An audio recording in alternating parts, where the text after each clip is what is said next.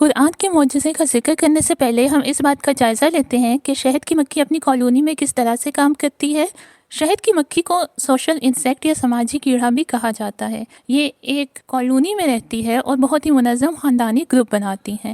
Colony میں یہ شہد کی مکھیاں ڈویژن آف لیبر کے طور پر کام کرتی ہیں، جس کا مطلب یہ ہے کہ مختلف قسم کی مکھیاں مختلف کام سر انجام دیتی ہیں۔ ان کاموں میں اپنے چھتے کی تعمیر، اس کا دفاع، نسل کی افزائش، ماحولیاتی عوامل کو کنٹرول کرنا اور بہت سے دوسرے کام شامل ہیں۔ یہ ڈویژن آف لیبر شہد کی مکھی کو کافی دلکش مخلوق بناتا ہے۔ ایک کالونی میں 3 طرح کی بالغ مکھیاں پائی جاتی ہیں، جن میں ملکہ، ڈرون اور ورکرز شامل ہیں۔ سب سے پہلے ہم اس کالونی کی ملکہ کا ذکر کرتے ہیں۔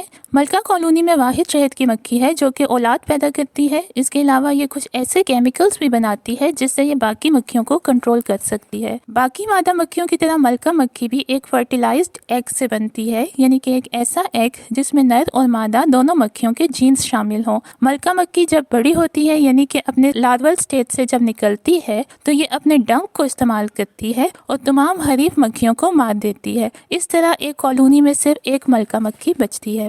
ملکہ مکھی دیکھنے میں باقی مکھیوں سے مختلف ہوتی ہے۔ یہ اپنے لمبے جسم کی وجہ سے آسانی سے پہچان لی جاتی ہے۔ مزید یہ کہ چونکہ اس میں پولن باسکٹ یا ویکس بنانے کے حدود نہیں ہوتے، اس لیے یہ شہد کو جمع کرنے یا چھتے کی تعمیر جیسے کام نہیں کرتی۔ ملکہ صرف اولاد پیدا کرتی ہے اور باقی مکھیوں کو کنٹرول کرتی ہے۔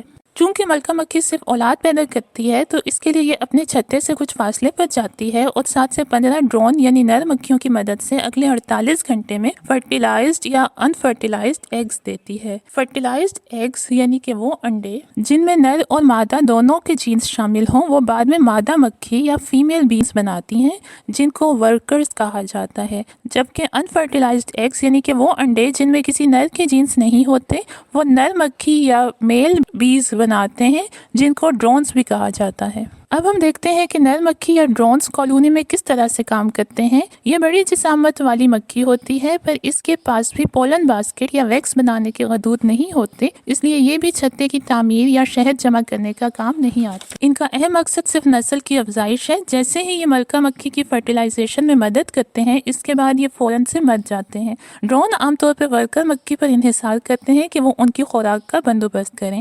اب ہم دیکھتے ہیں کہ ورکرز ایک کالونی میں کیسے کام کرتی ہیں۔ ورکرز چھوٹی جسامت کی مکھی ہوتی ہے، یہ ایک مادہ مکھی ہوتی ہے اور کسی بھی کالونی کی سب سے کارآمد مکھی ہوتی ہے اور تعداد میں سب سے زیادہ ہوتی ہیں۔ ان مکھیوں میں اولاد پیدا کرنے کی صلاحیت نہیں ہوتی، چونکہ ان مکھیوں کے پاس پولن باسکٹ اور مختلف قسم کے غدود ہوتے ہیں، جیسے کہ فوڈ گلینڈز، سینڈ گلینڈز، ویکس گلینڈز۔ اس لیے تمام مزدوری کا کام یہی مکھیاں سر انجام دیتی ہیں، جیسا کہ چھتے کی صفائی اور پالش، خوراک کا بندوبست، چھتے سے گندگی صاف کرنا، شہد جمع کرنا، موم یا ویکس بنانا، چھتے کی حفاظت اور اس کو ہوادار بنانا وغیرہ شامل ہے۔ تو ہم نے دیکھا کہ ایک شہد کی مکھی کی کالونی میں 3 طرح کی مکھیاں ہوتی ہیں۔ نر مکھی ڈرون جو کہ صرف نسل کی افزائش کے کام آتی ہے، مادہ مکھی ملکہ جو کہ اولاد کی پیدائش اور دیگر مکھیوں کو کنٹرول کرنے کا کام کرتی ہے، اور مادہ مکھیاں ورکرز جو کہ چھتا بنانے، رس جمع کرنے، شہد بنانے اور دیگر تمام کام کرتی ہیں۔ اب ہم دیکھتے ہیں کہ قرآن میں ان مکھیوں کے بارے میں کیا کہا گیا ہے۔